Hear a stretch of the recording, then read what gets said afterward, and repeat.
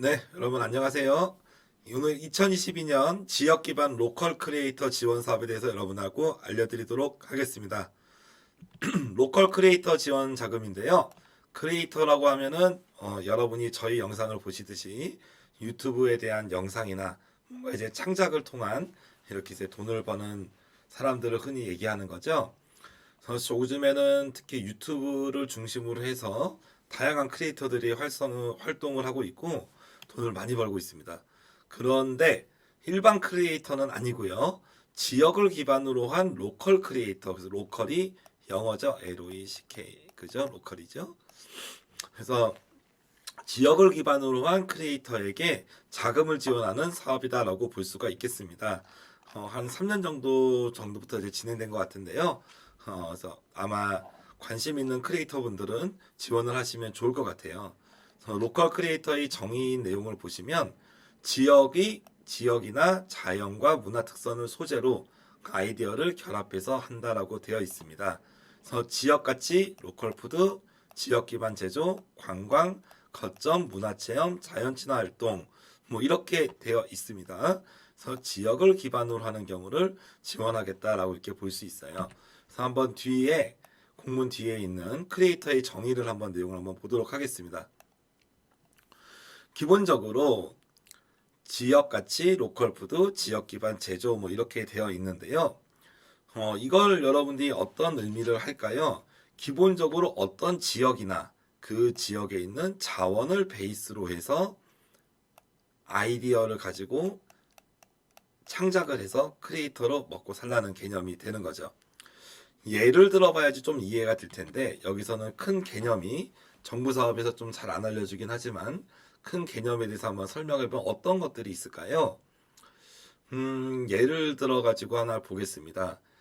저희가 어떤 한 시골에 살고 있는데 이 시골에 이렇게 아름다운 천이 흐르고 여기에 많은 사람들이 캠핑을 합니다. 그리고 여기서는 단풍이 아주 아름답게 불고 있고 뭐 사과 같은 것도 나는 거죠. 뭐 이런 지역이 있다고 합니다. 그러면 우리가 처음에 봤던 자연 생태 같은 경우가 보통 이런 걸 얘기하겠죠. 그래서 여기에 대한 하나의 이건 어떤 의미를 볼까요? 요 사과라고 하면은 지역 특산물로 볼 수 있죠. 요게 여기서 써 있는 로컬 푸드일 거예요. 그래서 어떤 지역 특산물을 가지고 좀 왜 이렇게 어렵게 써놨을까, 그죠?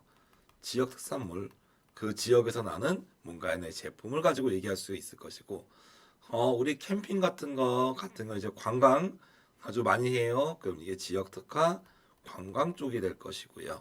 맞죠?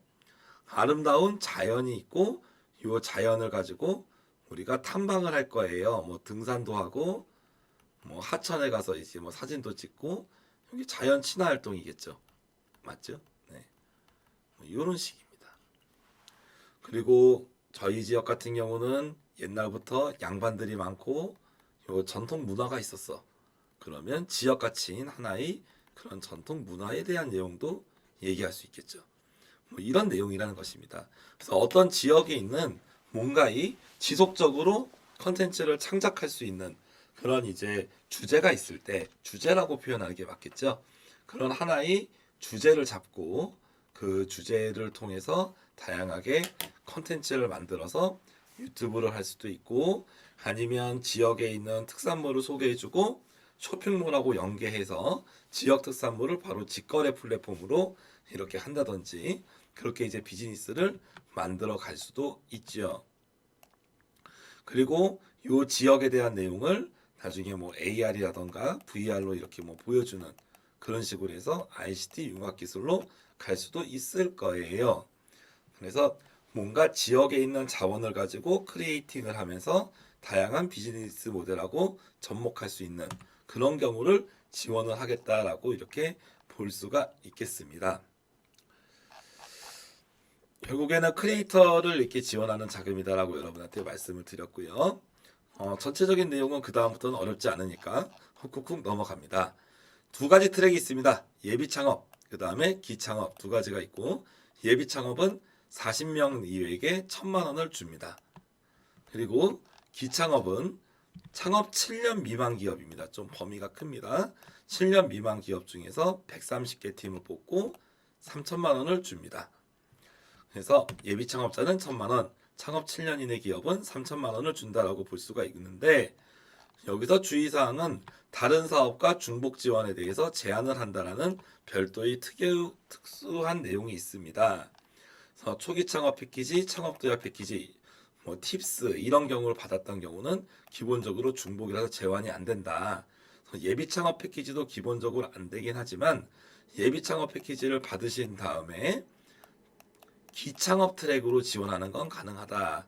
그래서 실제적으로는 예비 창업 패키지를 받고 그 다음에 기창업에서 여기 로컬 크리에이터도 예비 창업자가 있잖아요.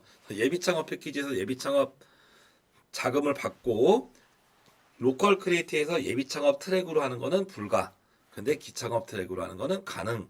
그런 식으로 밑에 여기서 내용이 나와 있다라고 볼 수 있죠. 이 정도만 체크를 해두시면 될 것 같고, 다만 초기 창업 패키지나 창업 도약 패키지를 받은 분들은 지원이 불가능합니다라고 지금 얘기를 할 수가 있겠습니다. 다수의 기업이 있더라도 창업 기업 요건에 맞으면 지원할 수 있는 부분들은 장점으로 우리가 볼 수가 있겠고요.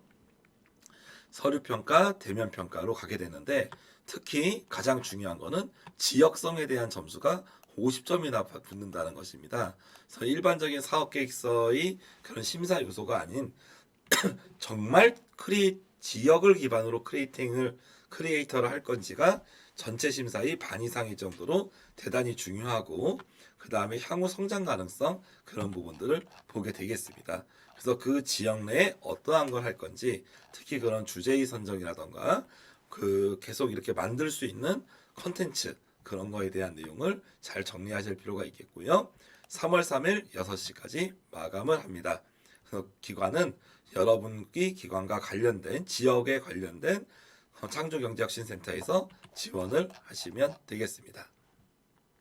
네, 이 정도까지 간략하게 한번 설명을 드렸어요. 그래서 여러분이 속한 지역에 대한 컨텐츠를 가지고 지속적으로 컨텐츠를 생산할 수 있는 분, 또 단순히 컨텐츠 생산뿐이 아니라 해당 컨텐츠를 비즈니스 모델로 연결시켜서 추가적으로 사업을 더 키울 수 있는 분, 그런 분들이라면 이 사업에 적합한 지원 대상이 될 수 있다고 보겠습니다. 3월 3일이면 시간이 많이 남아있는데 잘 준비하셔서 좋은 결과가 있으시길 바라겠습니다. 감사합니다. 스타트업에게 도움이 되는 다양한 정보를 제공해드리고 있습니다. 좋아요와 구독, 알림 설정해주시면 큰 도움이 됩니다. 더욱 자세한 정보는 네이버 카페 창업자금연구소를 확인해주세요.